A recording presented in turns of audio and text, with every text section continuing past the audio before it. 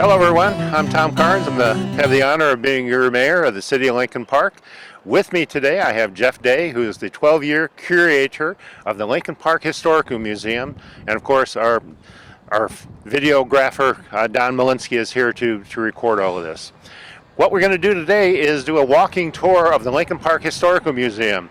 We are outside and you can take a look at the Lincoln Park Historical Marker, which is registered with the state, and it's a beautiful thing in its own right. It dedicated in 1938, was as the post office. Just a little traffic going by, nothing to be worried about.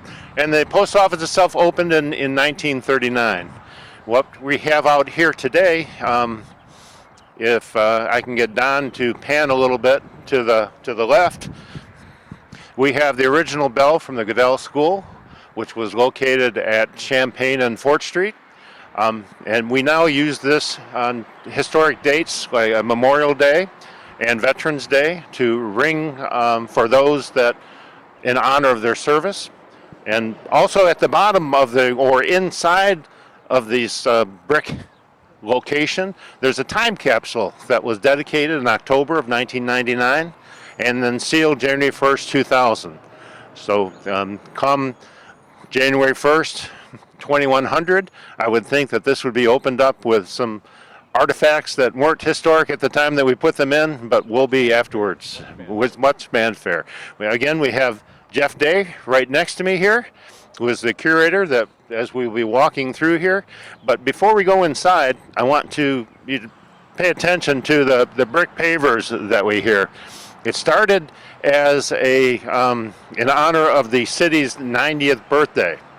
And with us being at 100 years this year as a village, there is another opportunity to have commemorative 100-year brick pavers going to be added. So there's a lot of fun things inside. We hope that you come down and visit us when you can.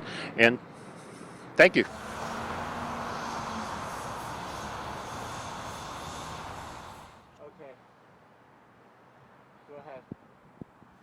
Here we are at the front of the Lincoln Park Historical Museum, and the facade of this building is pretty much the same as it was when it was a post office in 1939. At the historical marker that you saw a little bit earlier, there were the three modes of transportation that is used to deliver mail, and it still is on the front of the museum. You have by rail, by air, and by ship. You also notice that this was a fallout shelter in the 50s, when that was a very important part of our lives. What we're going to do is take a walk inside through these doors like you would when you came into the post office, and I did as a very young lad with my parents.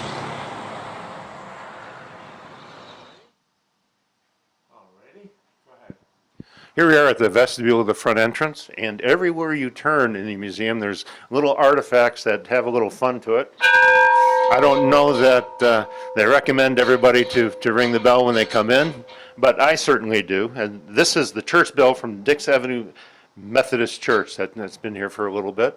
And so we're going to walk in. Here we are in the lobby of the original post office. It's the Lincoln Park Historical Museum right now, but there's a rich history that goes with this post office building. And to share that history, we have Jeff Day, who is the curator of the museum. So, Jeff? I'll do this pretty quickly. This is the lobby of the original post office that you're looking at, with the original windows, counter windows where folks would conduct their business with the post office. Some of these were, when the museum took over the building, the windows were redone, some of them, and reconditioned, but they are original to the building. The terrazzo floor is also original to 1939, unique to that time period. Many of the post offices that were built around the country, who were all designed by architect Louis Simon, who worked for the Treasury Department, have similar features. And if you look up behind me, you will see another addition to the post office that came in 1940. And this was the mural by Zoltan Sepeshi, who was an instructor of art at Cranbrook Art Academy at that time. Later, he became president of Cranbrook for many years. And Sepesci created this mural in his studio at Cranbrook, and it was installed here in our lobby in 1940, early 1940. Then in 1967, it was removed from the post office, and it was shipped up to Beaver Island, where it has been in their museum ever since.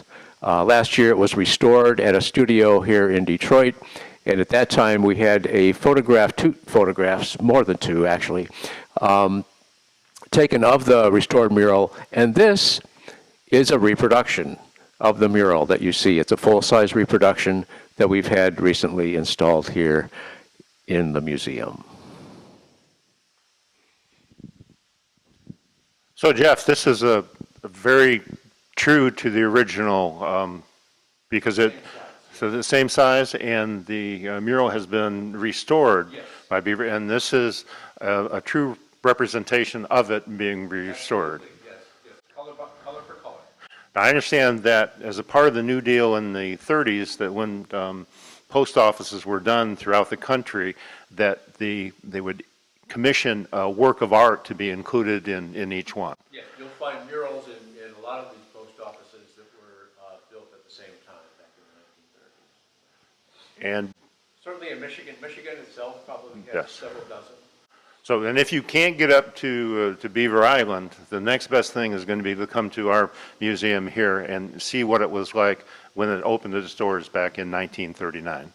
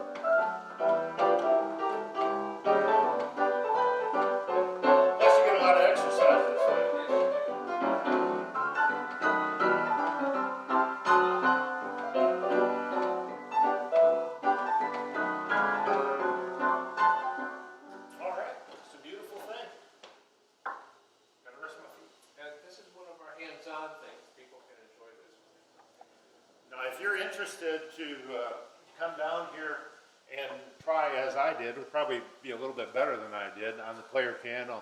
This is a hands-on item that you can come down and do. So if you bring the kids down to see what entertainment was like in the 1920s, I would imagine, early 1900s, this is the place to do it. And if you can't come during the year, then when you come during the holiday exhibit would be a good time for that. Here we are in the Lincoln Park Schools room portion of the museum.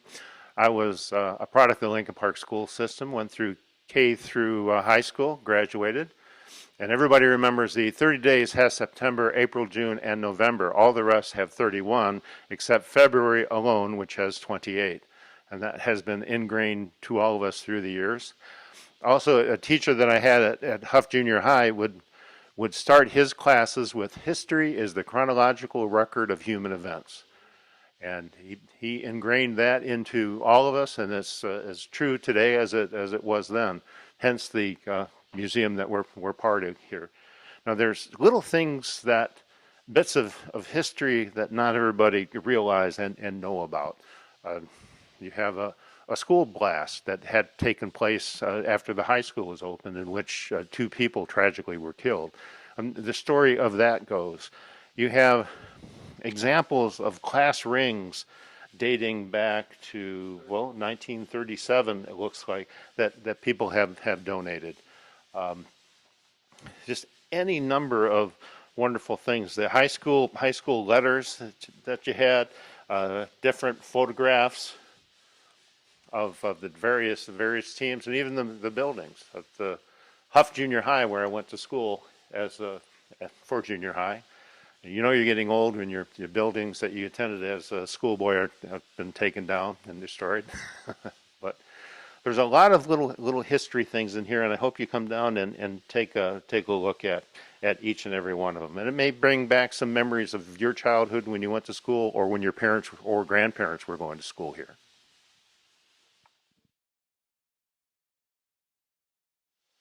And of course, what classroom would be complete without the mimeograph machine? And for those that went to school in my era, I mean, the sound of the machine running is something that you just associate with your assignment for the day. And then the smell there's a particular smell that goes with this mimeograph machine. Of course, with the copy machine, this is all outdated, but I think that if you talk to your parents or your grandparents about this, they have fond memories again of this. You probably shouldn't have been smelling that stuff anyway, because the chemicals are probably bad for you, but it still brings back good memories. Whenever you come into the museum, there's always works in progress here. Exhibits that they're planning, there's displays that honor specific families, similar to the Clementis that was done before, and the Lobb family. But there's always things changing. It's not the same museum day to day. And as we're looking at our 100-year centennial here, Jeff has some plans that you're going to see in the coming months. So Jeff? Okay, thank you. Yes, indeed. This coming summer, hopefully by June, we're keeping our fingers crossed that we'll be able to reopen to the public in June, is when we're aiming to put our centennial exhibit together. June 28th is the 100th anniversary of the official incorporation of Lincoln Park as a village. So that's the date that we're aiming for. We will have a new exhibit, which will go in our new exhibit case right over here to my right. So this is currently being installed.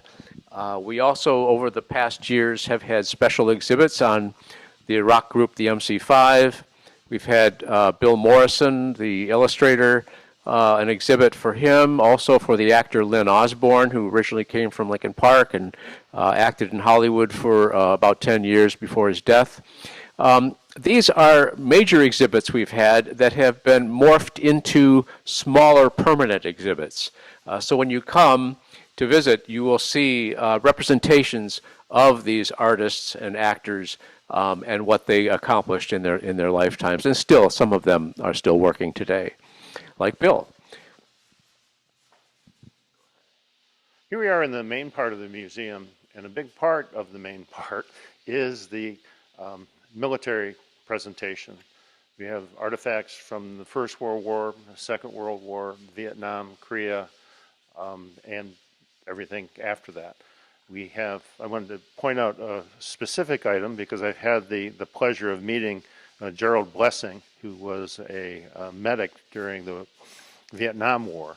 And there is a picture of him in Life magazine, and then the story of that. And his tale of going through that specific day is just, if you look at Gerald today, you would not think that this unassuming man was the hero that was in this picture. But there's any number of our residents that have gone through and had heroic things for the city and for all of us. And of course, then there are those that have passed given their lives for the city. Now, when you come into the museum, though, there are 2 mannequins that are set up, male and female, and I'm going to have Jeff give you a little information about that, because if you're just walking in, you're not going to know the historic significance of it unless you stop to read. But this these two are worth coming to visit also. So Jeff? Yes, I should mention that we have quite a collection of uniforms in our museum collections from over the years, starting with the First World War. We have two of these on display currently. On the right is the uniform, it's a Waves uniform from the Second World War that was worn by Philomene Goodell.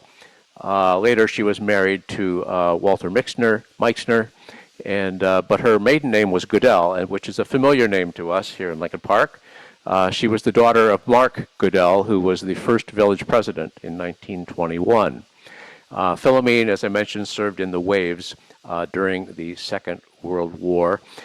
To your left is the West Point dress uniform for Ed Valentini. Ed grew up in the area, Lincoln Park, graduated, attended Goodell School, attended Lafayette Junior High School and the Lincoln Park High School, graduating in 1952.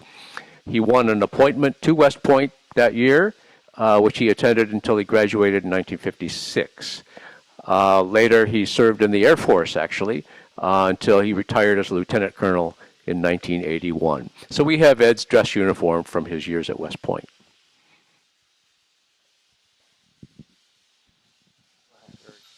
Well, here we are in the bathroom, but not because there's a current need for it, but part of the historic things with this building is the way that it's heated.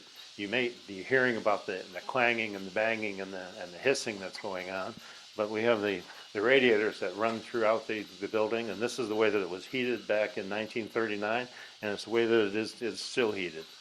As you may hear it in the background, so I figured that since we're talking, we might as well let you know what's going on, what that hissing is. It's just not people that are not happy with us. If we're talking about the history of Lincoln Park in this area, it all begins with the Native Americans that were here in this area. I mean, this is their land. This is where they lived for centuries. And as it turns out, though, Lincoln Park has historic significance when it comes down to Chief Pontiac and trying to stop or prevent the English and the French from taking over their land, which I imagine is, and their attack at, is it Fort Pontchartrain? Was that? Yes. Yep. All right, see, I didn't fail history. But there are many artifacts around here. There are paintings, there are, and you need to come down here, especially if you have school kids. They need to see the area in which they were living and what took place prior to that time. So I'm going to have Jeff come over and explain this a little bit because I want to do it the proper justice as it deserves. Okay, thank you. Yes, we were fortunate. I mean, for this area to have such a significant part of early Michigan and early American history take place right here in our backyard, and that was the Pontiac Council, Pontiac's War Council, which was held on the Ecorse River, where the forks of the river came together, which today form Council Point, or we have Council Point Park. Many of you will know about that, and that's the history of that area.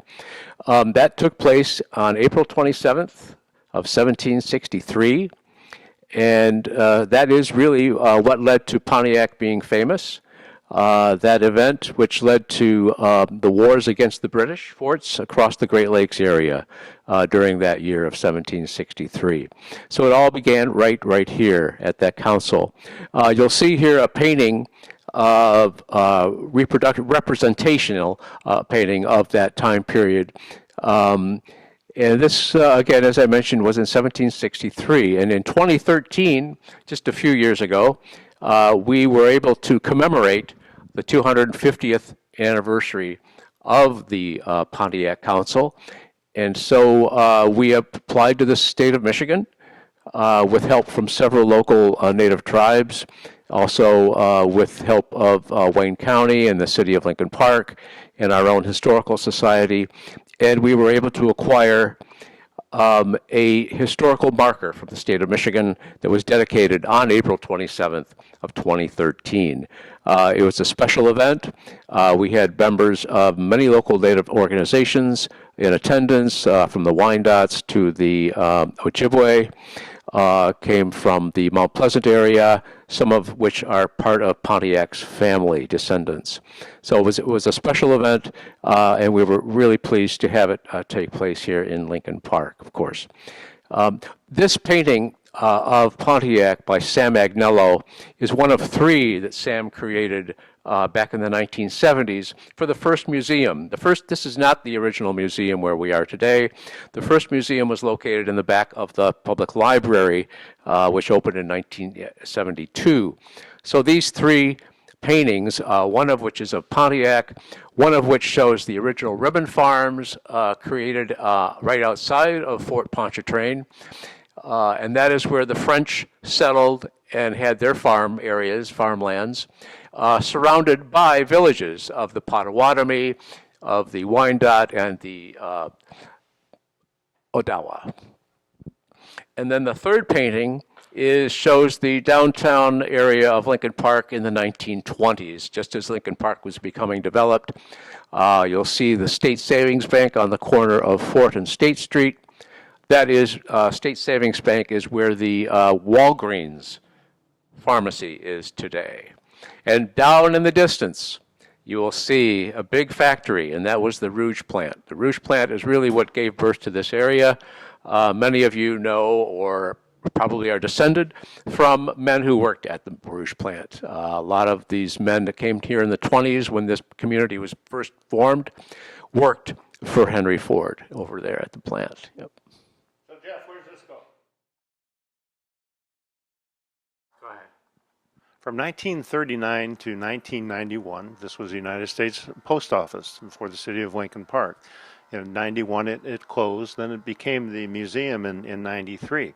But in going through here, the curators and the people also discovered some, what you say, interesting facts of how the inspectors would keep an eye on their workers and such. And what we have in the upper part where you get in the picture of the three slots, those are actually, or four slots, those are actually peepholes where they would go in surreptitiously taking a look at their workers. I think that have curator Jeff Day give you a little bit more information about that, particularly when it came to the locker rooms. Jeff? Yeah, these holes are actually all over the building. There are several spots here on the main floor where the inspector would come in and watch the employees, the workers, while they were doing their jobs, but keeping an eye on them to make sure that nobody was doing something illegal. This continued downstairs on the lower level, where the inspector would actually come in, had a secret entrance in the lower level, and would make his way through the bowels of the post office downstairs. And there were slots similar to these on the lower level where he would watch the workers in their break areas, in their work areas, and in their locker room as well. Yeah. So they were watching you. Jeff, while we're here and we have the camera, why don't you, if you could mention the beautiful artwork that is represented in this section of the museum. This is a series of paintings that was done by Richard Tim. Richard is an artist, originally from Lincoln Park, graduated from the high school in 1944. He was a prolific artist, mostly in nature and animals, as you see here. We have a series of over 40 of these paintings done by Richard in our collection, and we've had about a dozen or so on display for probably at least the last 20-some years here. Richard has passed away, I believe, about 5 or 6 years ago, I think. Yeah. My understanding from several people who knew Mary is that she was the prime mover in getting this project going. She had a crew of people like Muriel Love and Kathleen Tabin, Genevieve Reckerman, Kay Dudley. All of these folks worked together very hard to acquire this building. And one of the biggest promoters of acquiring the building in the 90s was Ken Mixter. So Ken was very helpful in getting the society to acquire this building. Well, Mixter is a famous name. And Mixter is another famous name. The Yeah. attorneys, and of course the grade Yeah. school is named after, Well, after one, and they're still active. Yes, the Mixter family is still here in Lincoln Park, very active. Frank Mixter was the first member of the family to settle here around 1925, and he became an attorney for the school district, had his own law firm, and then his son Ken also became a lawyer, and they shared a law firm on Southfield Road over here. And yeah, Ken Mixter and served as city attorney, as a matter of fact, for a number of years. Is this on? Yes, no, go ahead. Part of the original post office, when it opened in 1939, was this large vault, which held all of the valuables kept in the post office. It was a U.S. Treasury, part of the Department of the U.S. Treasury, so everything had to be protected, and it was protected in this very large walk-in vault that you see here. We will take a walk in just a moment. And we don't have the combination on this vault anymore, so we make sure that it doesn't get locked. Especially while you're inside.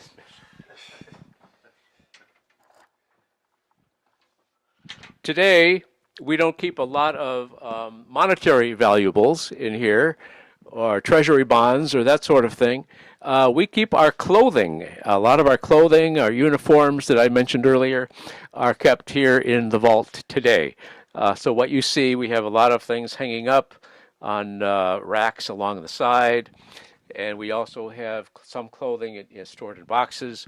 One of the items that we see here in front was donated a few years ago by the former police chief, Tom Carnes. So this was actually part of his this uniform. Is that correct? Yeah, that was a Class A uniform jacket. That was back in the day that you wore for special events. Okay.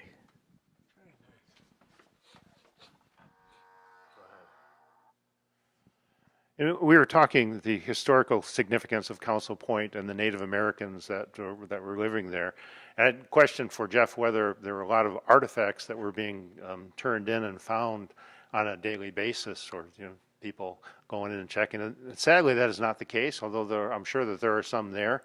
But there is one that is in the case here that was found in that way. And so we'll go to Jeff for an explanation on that. Yes, a number of the members of the LeBlanc family settled in this area. Originally, they lived along the Detroit River in Ecorse. And there were two sons, Samuel and Richard, who settled in this area, which became Lincoln Park. Samuel, back in the 1800s, would spend time, of course, along the river, which was used for fishing. And he discovered this stone tool here that you see along the river sometime in the 1800s. We don't have an exact date, but we do know that it was from him and from his family, who donated it to us some years ago. So we're very pleased to have that in our collections. I should mention that everything that you see in the museum when you visit has been donated to us. These are items that come from largely people here in Lincoln Park who have items or discovered items, some in their families, some in their businesses, that tell the story of this community. And we have appreciated them thinking of us and generous with their donations. And that could be objects from a family that had a business here in Lincoln Park, could be school memorabilia, related to the Lincoln Park schools, that sort of thing. We do appreciate those kinds of donations. So everything that we have has been entered into a database. We keep track of the items in our collections. We also have archived material, which is documents, photographs, and the like. So those kinds of items are also appreciated as well. Jeff, how does one go about making a donation to the museum, and what is if they have something they think is of historic value for the city, what would they do with that? How does that start? Well, let's take for an example something that you have just brought to us today. So Mayor Carnes has brought a few objects that we are going to be accessioning and putting in our collections. Can you talk a little bit about those? Sure. During the time that I was the chief of police, they were coming with optional uniforms, sort of for special events and such. This one was that you could wear for a community policing event and still be recognized as a police officer. And then this secondary one was the short sleeve uniform that I wore towards the end of my career, which would be in 2012. And it has it. And it has the embroidered badge, and of course, everything was embroidered on there, so you didn't have as many pins to be a little bit more comfortable. But the main item that I was bringing today is a bowling pin. The bowling pin seems not necessarily historic, but when Clementi's was still in operation, I had an opportunity to talk to Paul Clementi, and Paul is a state representative for many years, and his wife Kara is the current state representative. But while the bowling alley was open, and I had spent many Sundays there on a mixed police league bowling, I asked him as a keepsake, a bowling pin, and then I wanted him to sign it.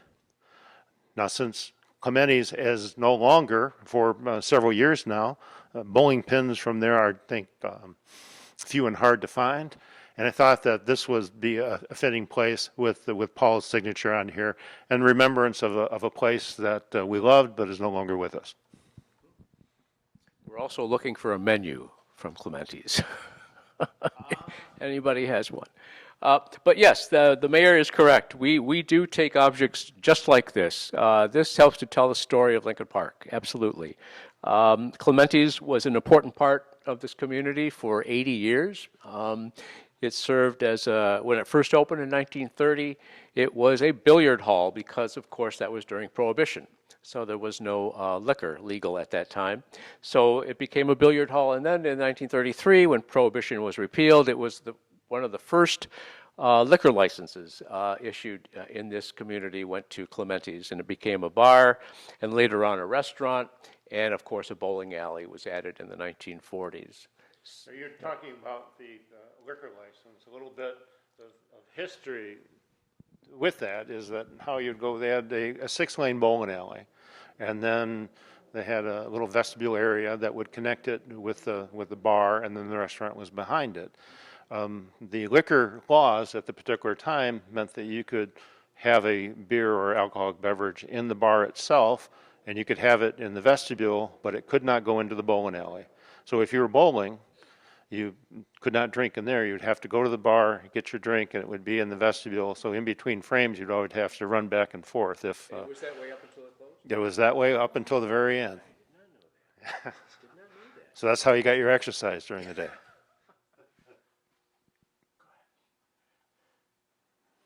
Earlier, it showed you how if you came into the post office, you entered right off of Southfield Road. But if you're going to enter the museum today, it would be the old loading dock of the post office, and you would come into this area. One of the first items that you're going to see when you walk in is the Hall of Mayors. If you go back to when we were a village in 1921 for the village presidents, there were 21 different people that have served. As part of the project for the 100 years, we're looking to update all of the photographs from there. I don't like my particular photograph, but we'll deal with that and deal with that in the future.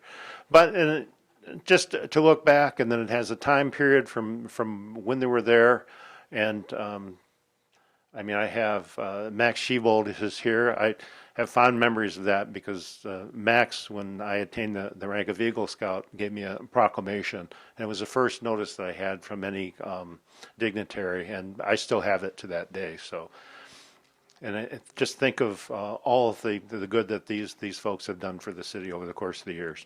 But this is not all that you're going to see when you walk in, because when you also walk in, there is a photograph of a historic Lincoln Park family, and I'm going to have Jeff talk about that. Yes. We think this is a nice introduction to folks when they enter. This particular photograph here was taken in 1906, right down here at a house which still is there. That is the Cleophas Goodell home, which was actually built back in the 1850s, and then it was added to over the years. This is what it would have looked like about 1906. It's only about 2 blocks down Fort Park here. This is a wedding photograph, and the 1906 wedding featured Charles Thieck and Anne Goodell. Anne was the daughter of this gentleman here. This is Cleophas Goodell, who owned the property. He had a farm in this vicinity right here. And then his other daughter, Mary Goodell, married Herman Quant. And Mary and Herman owned the property on which the post office sits today. So this was actually Quant property, Quant family. Herman is not in this picture. I think he took the picture. He was a pretty active guy. He ran a saloon nearby, and also, I guess you could stay there as a hotel for a while if you were passing through. It was also a restaurant, and that was located right over here on Southfield, where Fort Street ends. At one time, Fort Street had a dead end right at Southfield Road, and then you'd have to jog over to Fort Park, go down Fort Park to Champaign, and then cut back over to Fort Street. So at the dead end of Fort Street right here is where the Quant home and the Quant saloon was located. Herman Quant was a local businessman for several decades, and his family is represented here. The Goodell family is represented here.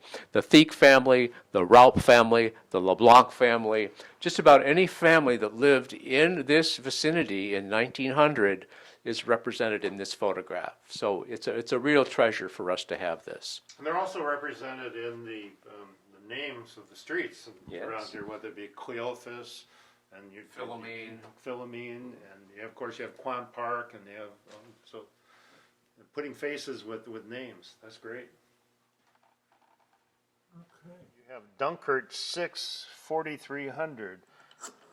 And for those that don't know, this is how you used to dial out. But when you had an incoming call, you would have to place it from here and then connect over to there, and that's how people used to talk.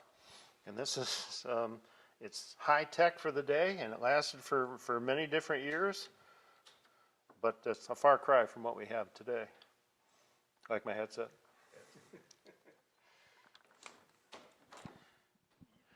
Here we are on one of my favorite parts of the whole museum, and this is the Lincoln Park history just in, I think it's like 40 different panels that you go through, and each one has a little story to tell about it, whether it be the police department. But what I want to highlight is when we were doing a field of flags in honor of all of the veterans that had passed during World War II or the Vietnam War. This was a great source of information for me with the old newspapers that would talk about the deaths of the soldiers overseas. And it was through there that you went through and found out many, many different things about their lives. But when you come here, if you take 10, 15 minutes, I'd say that you could spend hours here without moving. But do not come to the museum without coming to look at these panels. Now, Jeff has some that are marked, and he's going to go through that. So, Jeff? Thank you. Yes, this is a great introduction to the history of Lincoln Park. These are photographs primarily, some news articles which tell part of that story. These as you can see, there's a lot of history here, and so it's a nice introduction to the history of Lincoln Park. You'll see, like for instance, here we have a photograph of the post office employees about 1940. So this is the group of the men who worked here and worked out of this building around 1940. James Southers was the postal superintendent, and this is him right here in the front, in the suit. And then we also have a couple of panels on early transportation in the area. You'll see that we had several different styles of buses that ran through Lincoln Park. Some of them were strictly Lincoln Park transportation as well, or you could take buses from Lincoln Park or that came through this area and would go all the way down to Belle Isle. And it mentions Electric Street, so it looks like we had streetcars that went down. Electric Street is the interurban. So the interurban, which went from Detroit all the way to Toledo and through Monroe. And this is a photograph here of the interurban cars crossing right at State Street, or what is Southfield today. So these were pretty common in the 20s and 30s. This is how you would have traveled south into Monroe and Toledo, and up into Detroit as well, north. Yep.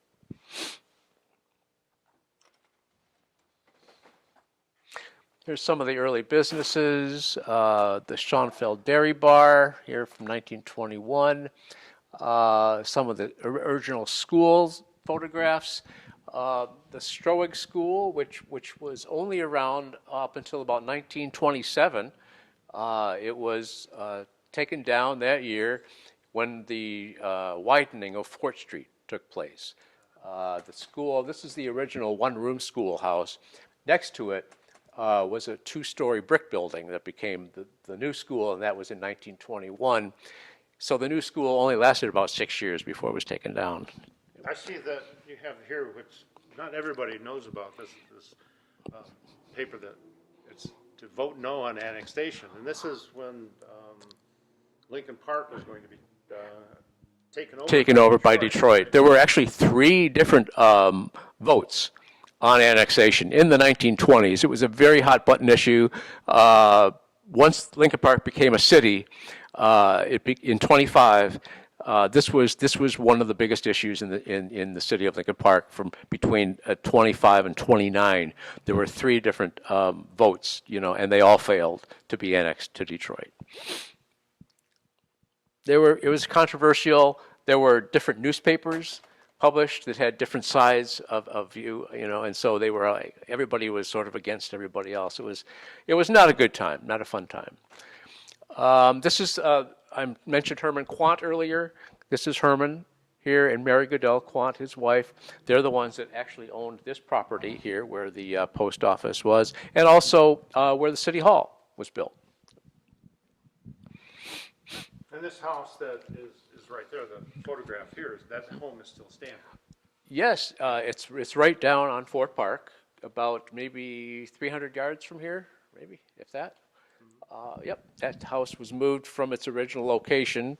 Again, it was at the foot of 4th Street, when 4th Street dead-ended at Southfield Road. And so that was moved to Fort Park sometime around, I'm going to say 1925. 24, 25. Going through this, you'll notice that there are businesses that are on Fort Park between Southfield and Champaign. And you wondered why that developed, and as it turns out that you related that it ended and 4th Street would jog around, and that was the main drag. That was the main road. It was. Fort Park was the main road just between Southfield and Champaign. This was an original, we talked about Pontiac Point or Council Point earlier. In the 1950s, there was another dedication. It was in 1957. At that time, there was a stone that was used to commemorate the location of Council Point. And so we still actually have this stone.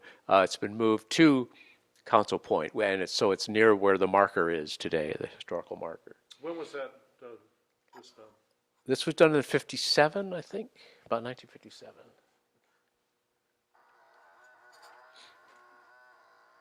This is a copy of an original deed or sale of property between the Potawatomi Indians and Pierre St Cosmi.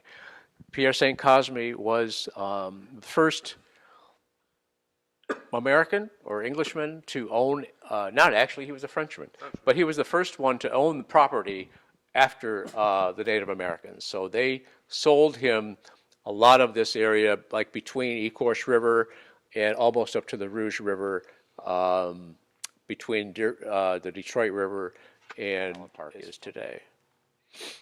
So he owned quite a bit of property. That later, of course, became divided and sold in ensuing years.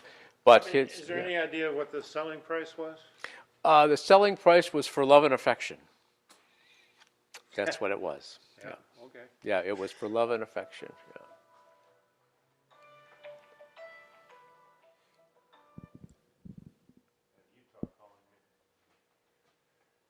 Oh, here it is. Consideration, love, and affection. See, it says right there. Look at the date, 1776. July 1st, July 17th. 1st. Yeah. So yeah, this was. Quite a coincidence. Was that a historic date in our history? July 2nd, you know, Yeah. that's when the original, they delayed it by 2 days. It was supposed to be July 2nd. Okay. So that was going on. That was And going then, on, yes. It was a busy time in our country.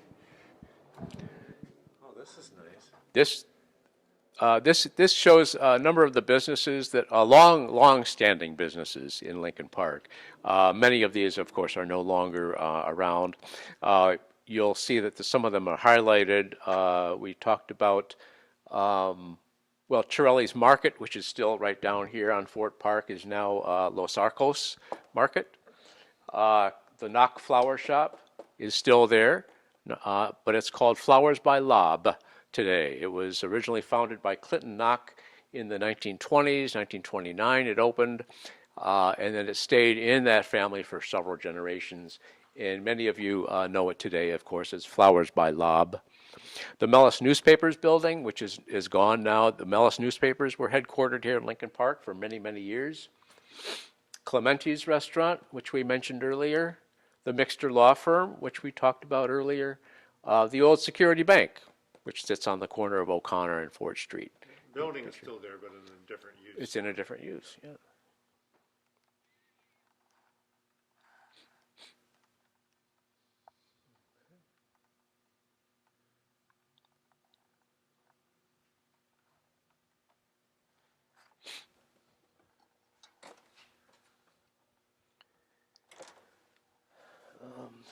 These are just mostly intersections. I don't know. You can take a picture.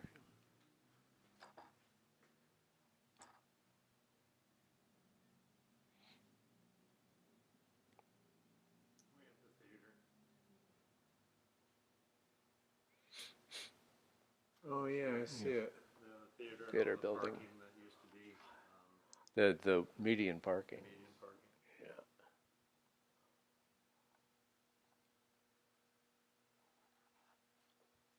I don't know if you can see this particular picture. This is in the 1940s. This is the intersection of Fort Street and Southfield Road. At this time, there was, I believe, a public restroom right in the center. That's been long gone now. This building is still standing. Isn't that correct, Tom? That's where the urgent care is. Yeah. Yeah, Yeah, it that's the is. urgent That care was- building. That was there in 1941. Before that, even, yeah, back into the 30s. This was an old bank building again. On the other side, which is, of course, where Walgreens is today. It's across from, and then a lot of this block of buildings is gone now too.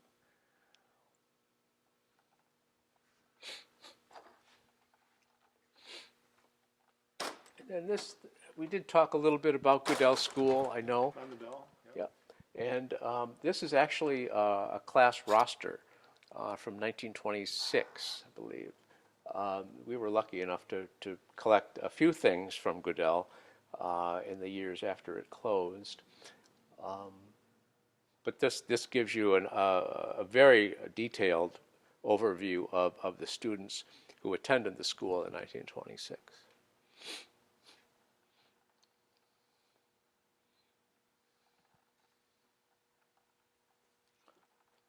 And then finally, there's another panel I wanted to share with you. And this was during the war, Second World War, when students at Lafayette School raised funds to purchase one of the warplanes, which was later called the Spirit of Lafayette. Yes, I don't. Some people remember that. Some folks do remember that, but we always like to point that out because it was a class actually of Mary Openkar, who was a teacher at the time at Lafayette, and her class was very instrumental in helping to raise the money that was needed to buy it. It was actually what they called a flying jeep for the Army. Yep. And so this, when you come in, you can read all about it right here in these panels, which, again, as I mentioned, maybe you can get a picture of the spirit of the Lafayette here. I did not know that.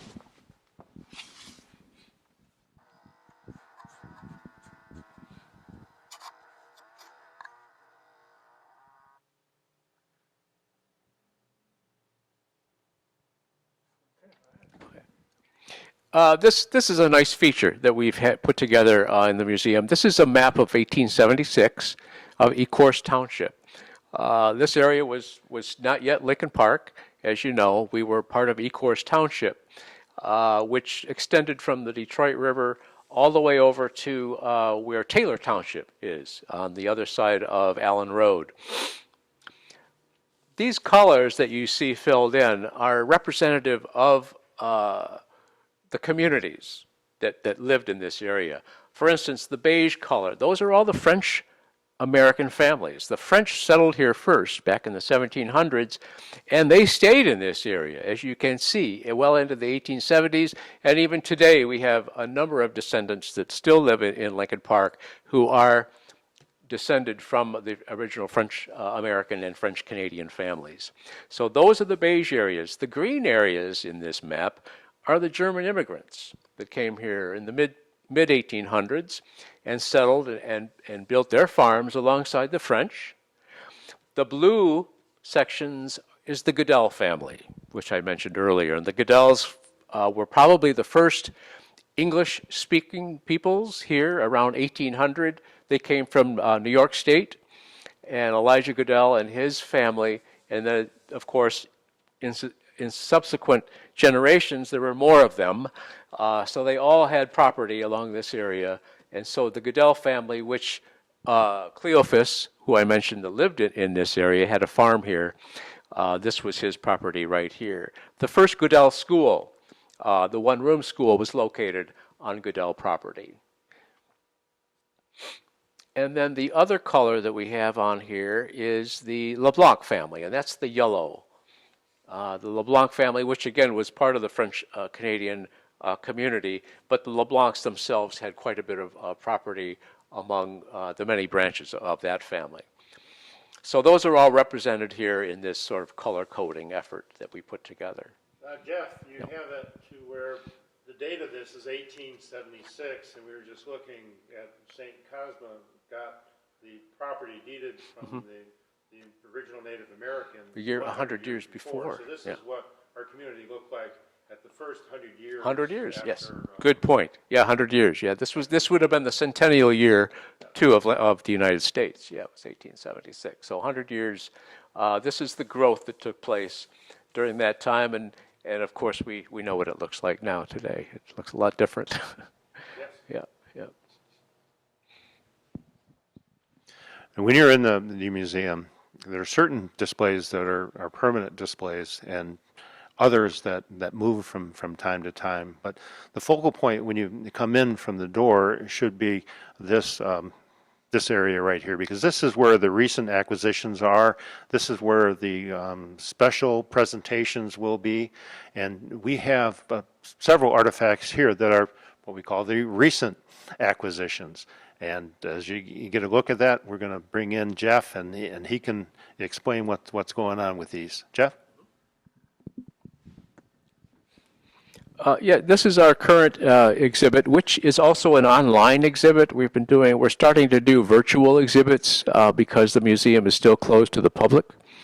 I should mention that we take reservations for visits. If you want to make an appointment to come and visit us, you can call us at 313-386-3137, and we're happy to set up a time for you to visit.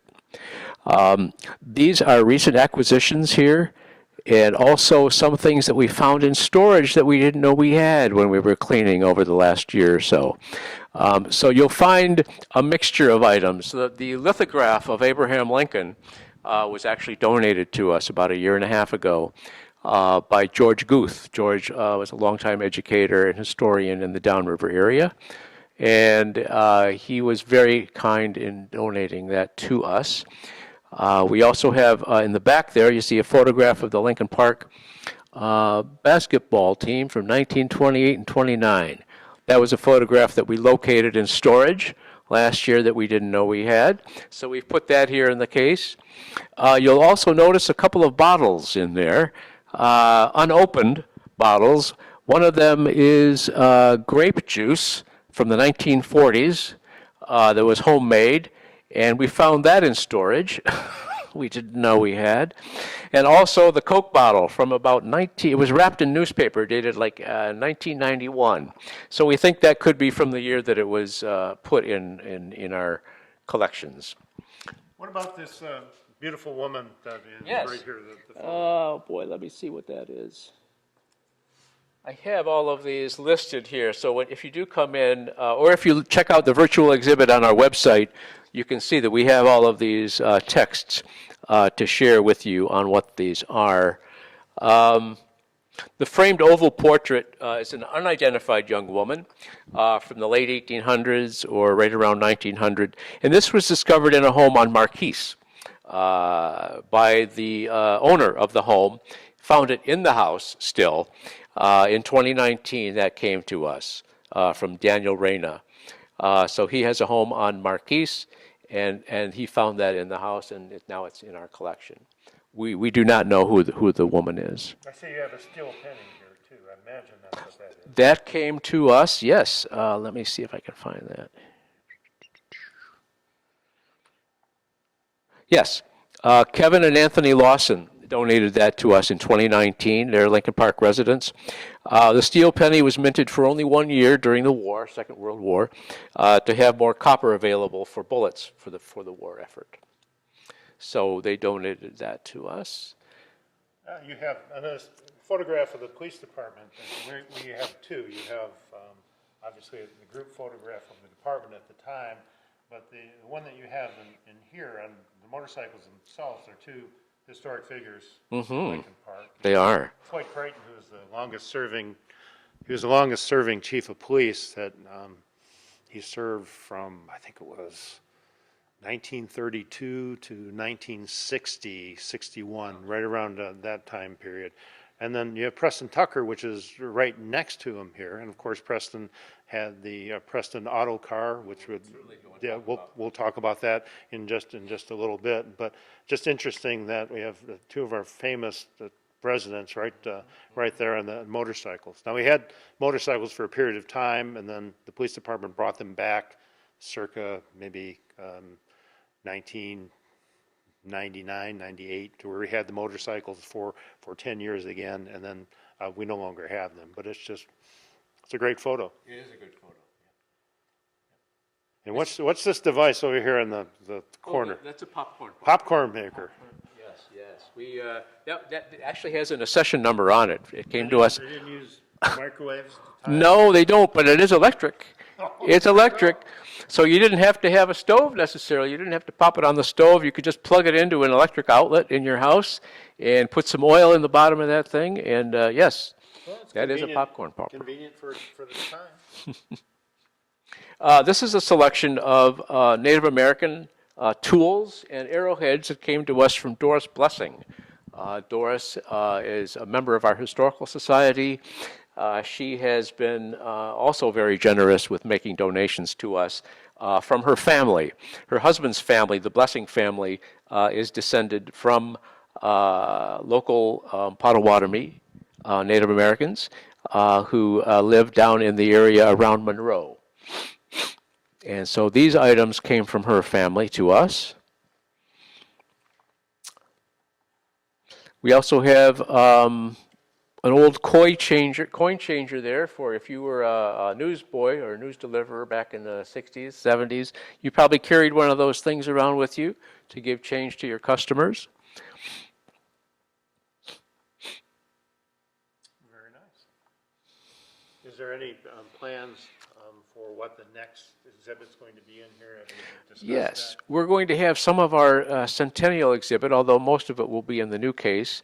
And then at some point this year, we want to honor those of our members we've lost a lot of members over the last 2 years, partly because of aging, and of course there's been quite a bit of sickness, illness these past 2 So when years. you're talking about members, what membership are you talking about?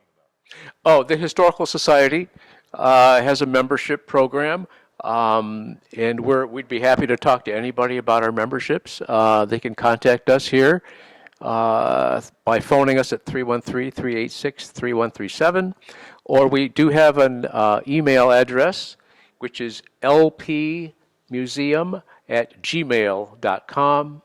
And they can also contact us through our website. We have a new website, which has just been up for a couple of weeks, and that is at www.lphistorical.org. Now, to be a member of this, it's not an exorbitant amount of cash. I think it's like $25 for a year. It's 15 for individuals. 15 Actually, for an yeah, individual. 15. So obviously, but as part of being a member with this, you then get the newsletter that comes out, and you get invited to Yes. different events during the course of the year. Sure. For speakers and such. But back when we had an open society, that we could do that. Right. And we're headed that way again. Yeah. But, I mean, it's not a bad thing, and for $15, it is a way for you to be a part of the history of Lincoln Park. It is, and it's very much appreciated because we do need the support. We need the financial support, and we have a number of programs. It isn't just the programming or the exhibits that cost money, it's the upkeep. That's the heat. Yeah, and the heat. I can imagine, and all the other bills that So go all along of these with it. things, yeah, we have a copier, we have internet, all that kind of stuff. So, but if you're looking at this and all the different artifacts that you've seen and the way that it's preserved and presented, all of this goes back to keeping our memories alive. In order to do that, though, we need to keep the historical society and alive. So we need support from people like you to come in and do that. Not that I'm doing a commercial, but it's important to keep everything that we have the way that it is, so the future, your kids, grandkids can come along and see what it was like dating back to 1776 and before that. And the way to do that, to help out, is become a part of the museum society. Yeah, in no way are we an exclusive organization. We want people in the community to feel at home here. We want people to be, we do not charge admission, I should It's not mention. exclusive because they let me be invited, so that's. No, absolutely. We really want the community to feel that this is part of their story. And you can help do that by, through your donations to us of artifacts that might help us to continue to tell that story. We are here at the entrance to the museum once again, or the old entrance to the post office. And there's a display here that could be arguably the most famous Lincoln Parker of all time, and that is Preston Tucker. Tucker, as you mentioned at the previous, was a motorcycle officer for the police department in Lincoln Park. He served for several years before going on to bigger and better things. And what Preston is best known for, of course, is the Tucker automobile. And he took it upon himself to design this car that was state-of-the-art for its time. It had a lot of innovations that were included in his vehicle that became everyday inclusions in later vehicles. It didn't last a long time. You can see there are model representations of what the Tucker looks like. And if you have one of these cars and you want it to be a part of our museum display here, we'll be glad to take it off your hands. But I think the remaining vehicles are worth millions of dollars for right now. But he was a very important person with this. We've had displays, or not displays, but presentations in which his grandson had attended. There was an author on a book on Preston Tucker that was very good, but the name of that escapes me for right now. I'm going to pass this over to Jeff, who can give you a little bit more of a professional idea of what we have going here with Mr. Tucker and some of the artifacts. Thank you. The Tucker 48 was the name of the car. It was had an original name, but it was known more popularly as the Tin Goose. And I think there are several books written about the Tucker, and one of them has a title referring to it as the Tin Goose. It was, in 2014, became registered in the National Historic Vehicle Register with the U.S. Department of Interior. The 1947 Tucker prototype was the first automobile produced by the Tucker Corporation. The Tin Goose was hand-built and incorporated many innovative design, technology, and safety features not previously available in American production automobiles. The prototype was used for promotional purposes across America. The 1947 prototype is among the historically significant automobiles in America. Its historic significance is based on its association with important events in automotive and American history, its association with a significant person constructed and as a prototype for the additional 50 Tucker automobiles eventually built. That's correct. There were only 50 Tuckers built in 1947-48. I won't go into all the details as to why there were only 50 built. There were some legal issues. I know that Tucker was taken to court and sued, and even though he was exonerated for any issues of fraud, which he was proved innocent of, it really dealt a death blow to the business. And so the Tucker only produced those 50 cars. The Tucker factory was actually outside of Chicago. It wasn't located here in Michigan, even though Tucker's home for many years was in Ypsilanti.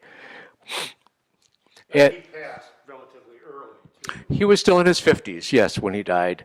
And then, of course, many of you are probably aware that in 1988, there was a major motion picture made about Preston Tucker that starred Jeff Bridges, called Tucker, the Man and His Dream. And so, yeah, the Tucker has entered the popular cultural world, I guess you could say, because of that film and because of the many number of books that have been written about the car. We don't have actual cars, as we mentioned. We love to have them, but We don't have any cars. But no. there are artifacts. We have an original battery from a Tucker car. Not a battery, radio, sorry. We have the original radio from the Tucker car. That's one of our prized possessions, absolutely. And if you were in Michigan and you owned a Tucker car, this would be the license plate that you'd have. There's the 48, 1948. That's right, that's right. And there were people in Michigan that did own those cars. You know, people that were associated with the Tucker family were some of those that had the original cars.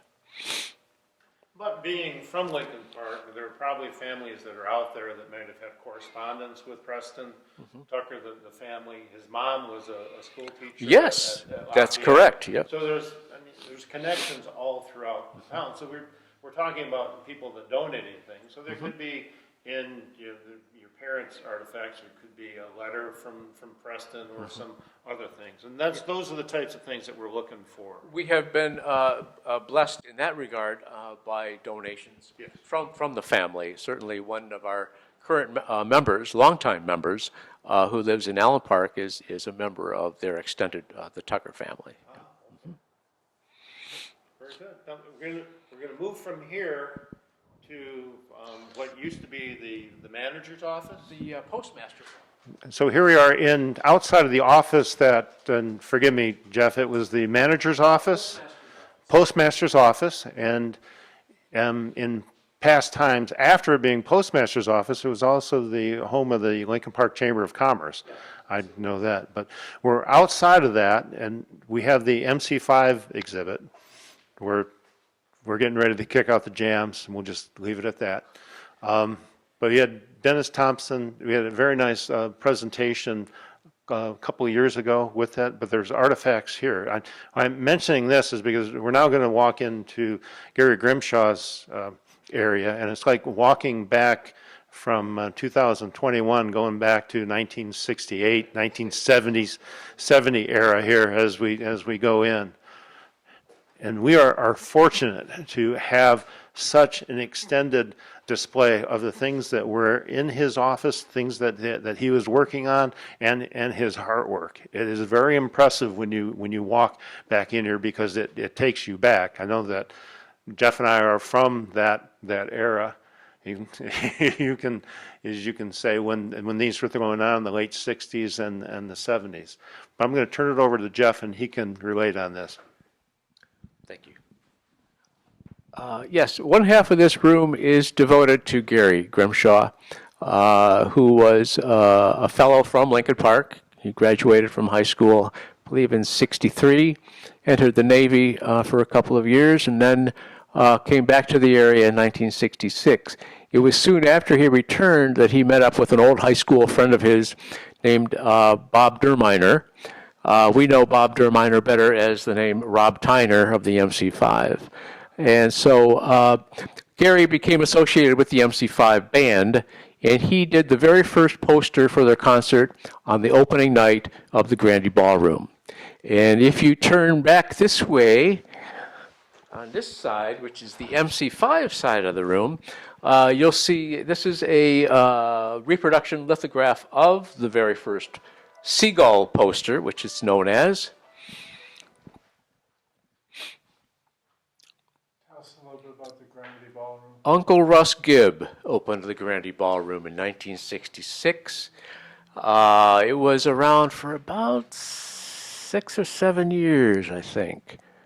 They closed New Year's Eve 1972. 72. Okay, thank you. I read about it too. But it was October of 1966 that it opened. So that's a significant date in local rock history, rock and roll lore, you could say. And of course, that was the height of the new music that was just beginning to develop, the heavy metal rock music, later turning into punk rock. And the MC5 group was at the forefront of that. And Gary was there to help document that in his extensive poster illustrations for the Grandy and for many other concert venues over the years. But I have to mention that we wouldn't have this exhibit if it were not for the generous work of Laura Grimshaw, his wife, who has allowed us to put this exhibit into this space. It's been here for about 3 or 4 years now. And it's a temporary exhibit, so it won't be here forever. If you do want to see the work of Gary's here and get a sense of how he worked and where he worked, this is his reproduction of his studio at home. And so you're more than welcome to come in and spend time here. And also visit our MC5 exhibit, which shares this space in the old postmaster's office. 4 of the members of the MC5 were from Lincoln Park. That would be Dennis Thompson, Wayne Kramer, Rob Tyner, and Fred Smith, or Fred Sonic Smith, I should say. Yep.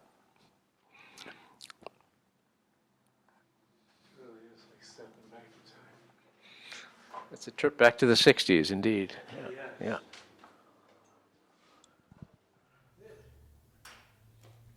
We're in the main entrance once again, or the old main entrance for the post office. I want to point out an exhibit that they have here and how times have changed.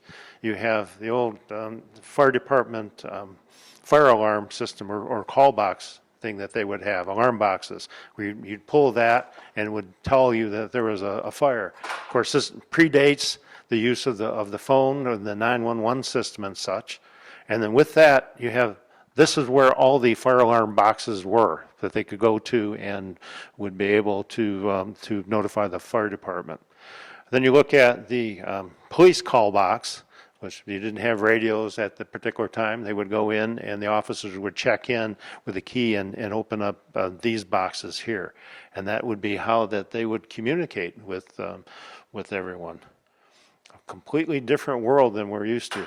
There's a lot of different fire department artifacts here, as long as historic documents and things from the police department. There's even a picture of the Purple Gang if you're interested to come on and take a look at that.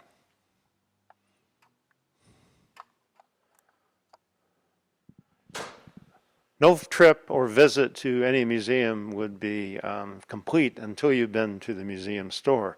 And the same is true in Lincoln Park's museum. We have many different things that have been donated that are for sale. You can go from a Lincoln Park lapel or penny pin, and then through the years there's been many different people that have come to make presentations to the museum itself. And we still have some books from those that are for sale.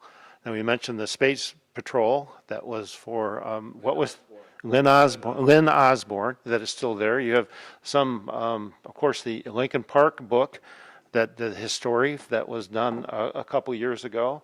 There is also 5,000 Ways to Know You're from Detroit. And I think that there are some posters from the time that Bill Morrison was here that are still that are available, as well as MC5 posters and things. If you're looking for a gift that is sort of out of the way, that would mean a lot to the people from our era. I know the posters and things. And come on down here in your visit and bring. It's not really expensive. Just bring a couple bucks. Can't go wrong. We're going to end our presentation where we started it, outside at the Memorial Walk with the Heritage Plaza walkway, and we have the Goodell Bell that is here. Now, we have just touched on the various things that are inside of the museum. There is a basement area that at times is open that is well worth the trip also. So if you have an afternoon or a morning, you can make arrangements to come down and to take a look. Bring your kids or just come by yourself, because there is a wealth of information here, and it's all about your history from Lincoln Park.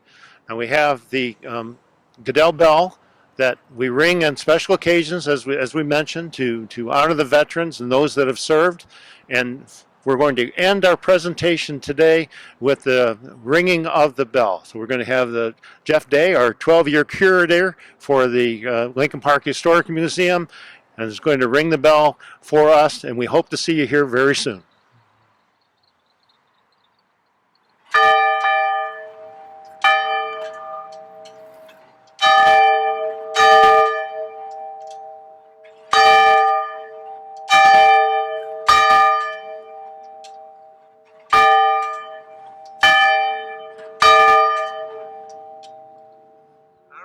And we'll do special thanks to Don Belinsky, who is our cameraman and is putting together this film for us. So thank you.